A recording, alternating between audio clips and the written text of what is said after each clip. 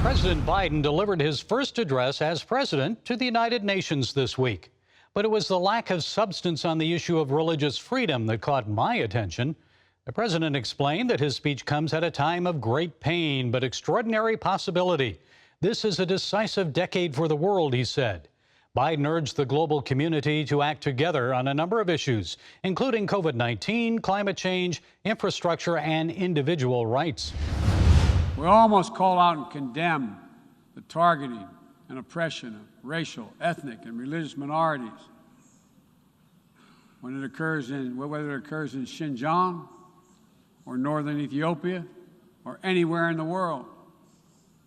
We all must defend the rights of LGBTQI individuals so they can live and love openly without fear, whether it's Chechnya or Cameroon or anywhere. So President Biden missed a golden opportunity here to address specific human rights violations. And instead of exposing the criminal acts of the offending nations, he decided to punt. It seems the President of the United States is more concerned about advancing the rights of the LGBTQ community than he is the religious liberties of oppressed people around the world. Instead of using the gigantic global platform to his advantage, Joe Biden treated his presidential soapbox like it was a microscopic step stool. There was no mention of the elephant in the room, communist China.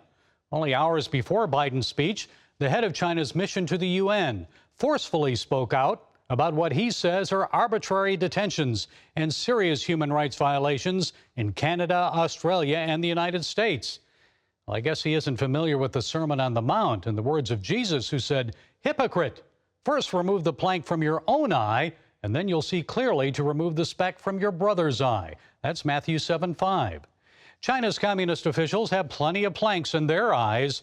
Just ask the ethnic Uyghur people.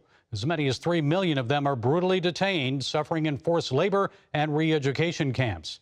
And how about Christian journalist, former lawyer Zhong Zhan? She's on a hunger strike and in poor health, serving 4 years in the Shanghai City Women's Prison. Last December, a court sentenced her to 4 years in prison for, quote, picking quarrels and provoking trouble. Her crime? She actually traveled to Wuhan and reported the truth about COVID-19 and the health crisis there. Prosecutors accused Ms. Zhang of publishing large amounts of fake news. She reportedly told her former lawyer that she regretted not spending more time reading the Bible prior to her imprisonment. Nonetheless, Zhang is encouraged by the scripture that she is now reading in her prison cell. She reportedly is fond of John 12:24, which says, "Unless a kernel of wheat falls to the ground and dies, it remains only a single seed. But if it dies, it produces many seeds." Folks, Zhong Zhan is at risk of becoming a seed. Urgent prayer is needed. According to China Aid, she now weighs less than 90 pounds. She's at risk of dying. Meanwhile, the Chinese Communist Party's crackdown against Christians and churches continues. This banner in Shaanxi offers people a reward, the equivalent of $310 if they report illegal religious activities. And Public Security Bureau police recently interrupted and sabotaged the 5th anniversary celebrations of Shenzhen Trinity Harvest Gospel Church. The PSB apparently feared church leaders were planning to baptize people in the ocean.